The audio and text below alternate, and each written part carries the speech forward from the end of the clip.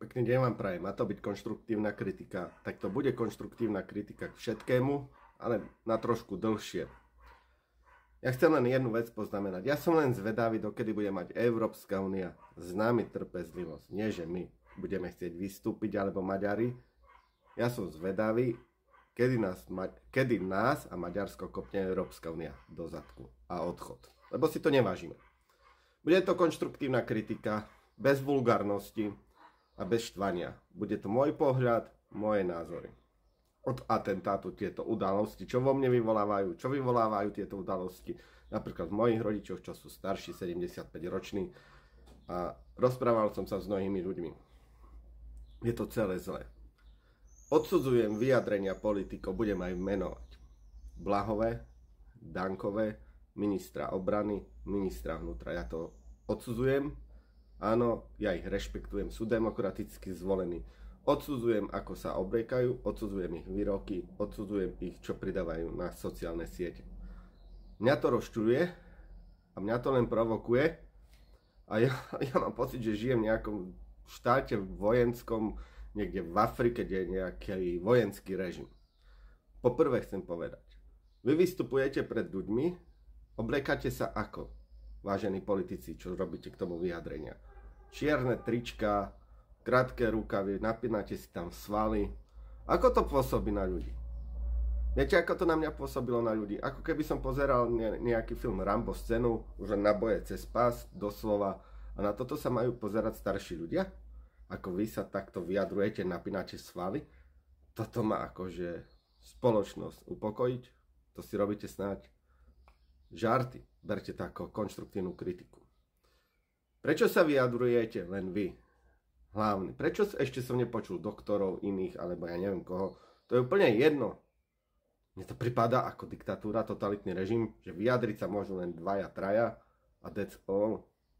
Ja ten zločin odsudzujem. Ja neprajem smrť nikomu.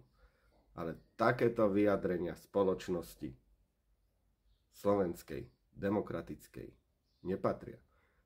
Odsudzujem výroky aj pána Tarabov profil. Že za všetko, neviem, čo tam napísal, doslova štvú ľudí, že liberalizmus, alebo ja neviem, proste takéto vy píšete statusy. Vy ste sa zbláznili? Toto je na upokojenie spoločnosti? Toto statusy štvať ľudí jedných proti druhých, prečo nie ste ticho konečne? Čokoľvek robíte, je to celé zle. Ja to odsudzujem. Pred kampáňou ste boli vulgárni. Na prezidentku nabadali ste kričať vulgárne, že by kričali ľud. Dobre, vy sa vyhovárate, že vy neviete, čo by kričali. Ale vy ste sa, jak to kričali, ten dáv, že prezidentka je vy ste ich burcovali. Prečo ste sa nepostavili pán Blaha, alebo niekto z vás? Stop, toto nie, toto je už príliš, toto je cez čiaru. Na prezidentku sa nenadáva. Ja Pellegriniho už budem rešpektovať, že je prezident. Nikdy na ňo nebudem nadávať. Ale vy ste ešte takéto robili s rukami retorické. Ešte ste tých ľudí burcovali, že by to kričali ďalej a všetci ste tam stali ako nejaká garda a chy. Toto má upokojiť spoločnosť. Pozamätajte si pred sebou, milí politici, prach, že kto štval ľudí a tak ďalej.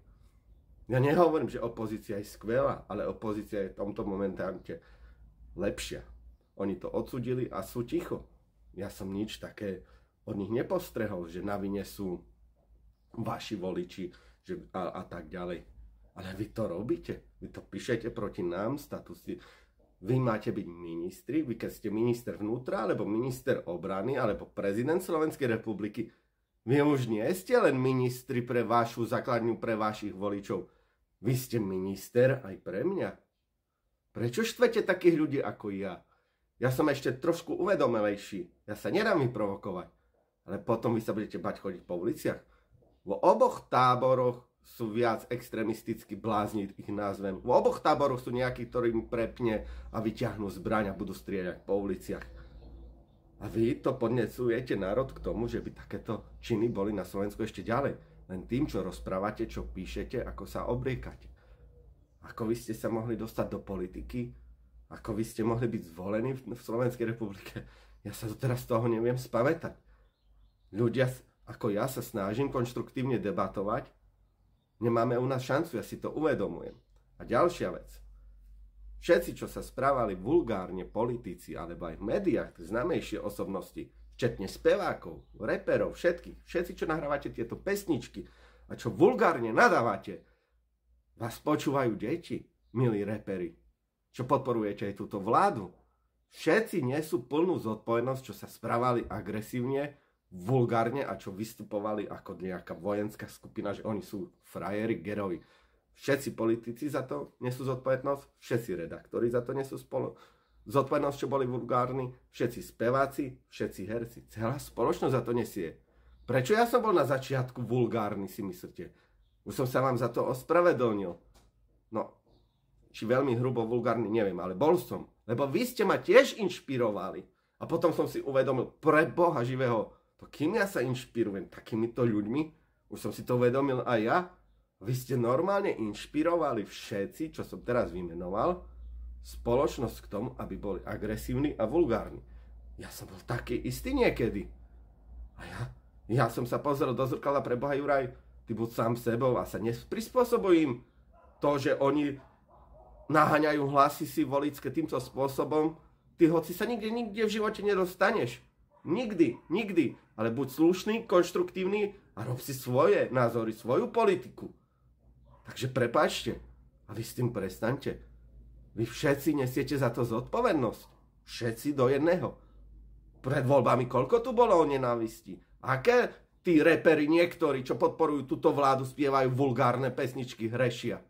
Vy všetci nesiete za to zodpovednosť. Aká je spoločnosť a ja to odsudzujem.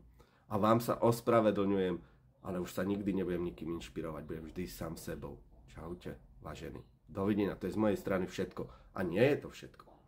Ešte jeden vecný fakt vám poviem.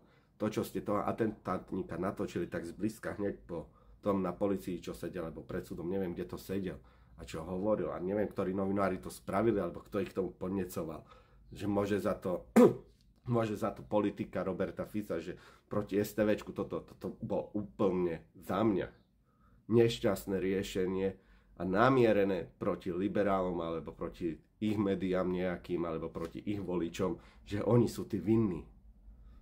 Toto som sa nikde ja v Európskej únii s niečím takým nestretol.